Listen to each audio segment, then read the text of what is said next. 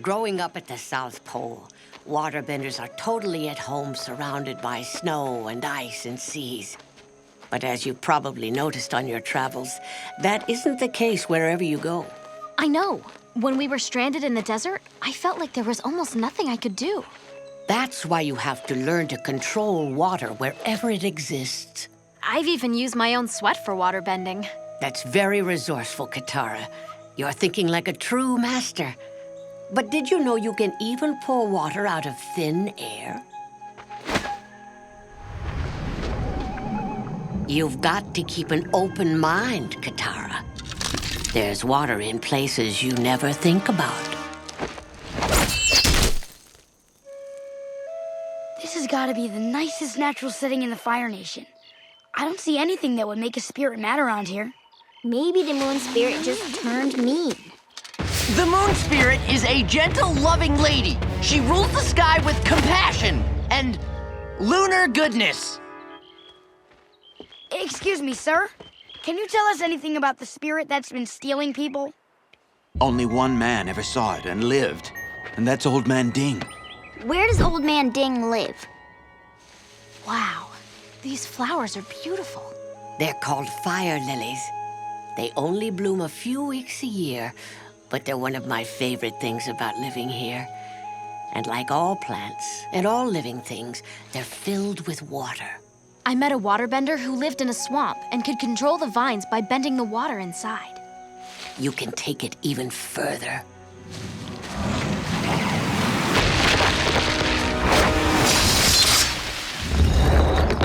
That was incredible!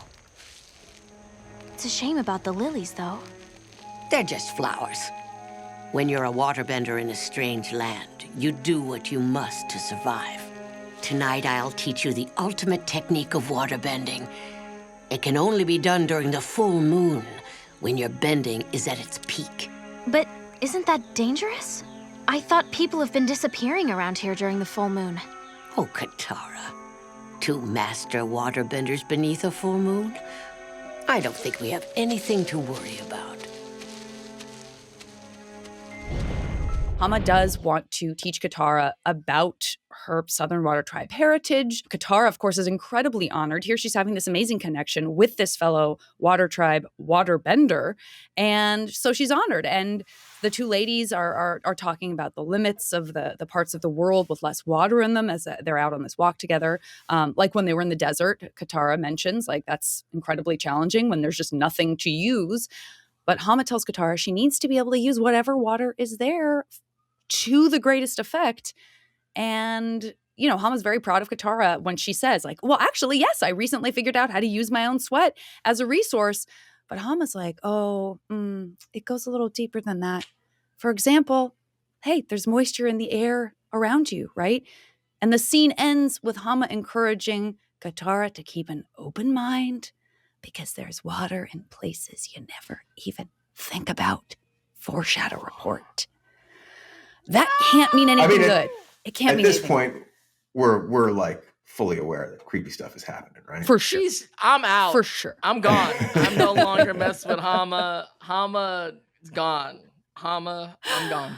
Dante, I hope you finished this. I hope this wasn't a too scary didn't watch kind of a situation. I did not like you're it. just I liked it, but I just hate horror movies, and this was very horror. Yeah. I will say that I do remember specifically Lauren Montgomery. She boarded this sequence where she draws the water out of the plants and then slices the rock into like 4 pieces. Yeah. And I remember going like, oh, this is bad. Like the water can be almost more evil than fire. Like it can do more damage. Very bad.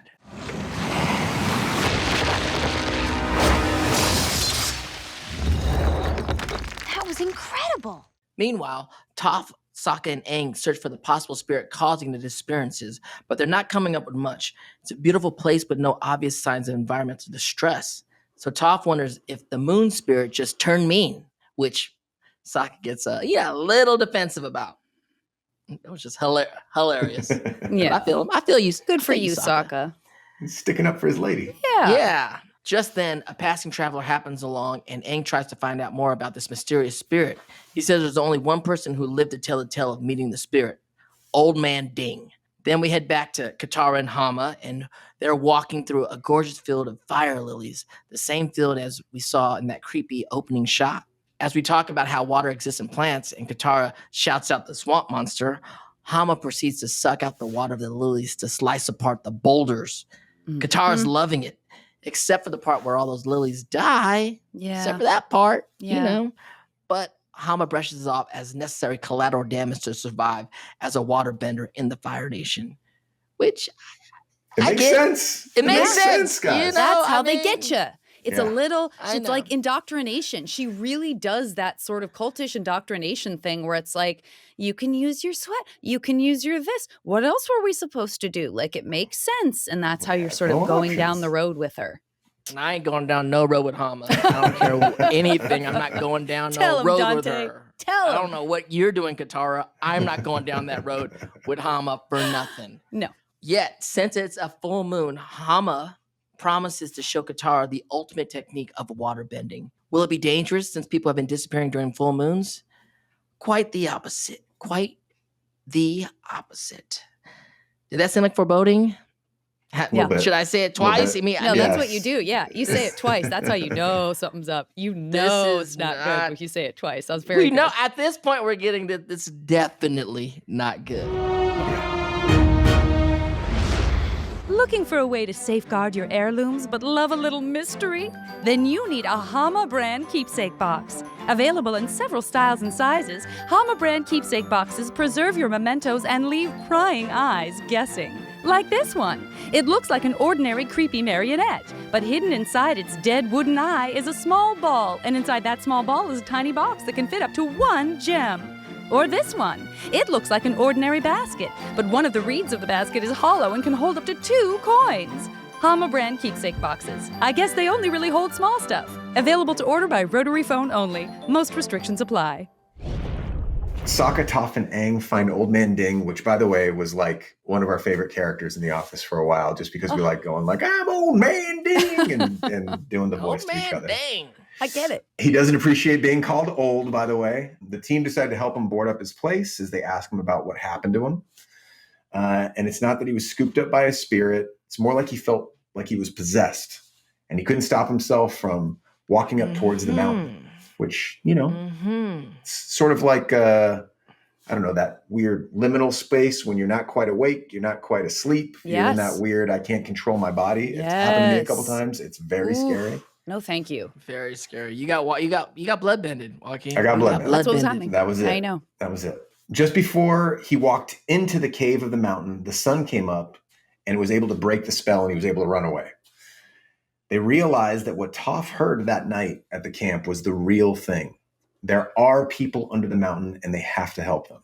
So elsewhere in the forest, Hama draws on the power of the moon as Katara watches. And then we cut back to Toph, Sokka, and Aang, who find the door leading into the mountain. And the tunnels lead them to a bunch of people that are shackled to the walls. And they tell the gang. What are they doing there? Dude, I don't know. We were creeped out boarding it. There's no. It was creepy going there. Like, what's happening? You know what it reminded me of? Well, like when I was a kid, I remember vividly watching both Ridley Scott's Alien and Totally. Aliens. Jim Cameron's too. Aliens. And when the Yeah. people were like Yes. against, we were trying to Yes. evoke that mojo. You did it. And you did. You did it. I can't tell you how often in any situation I lean on the comedy of, please kill me. It's like the worst best line ever, right? Bend your ear for ad-free episodes with Avatar Braving the Elements Premium. Subscribe today on Apple Podcasts.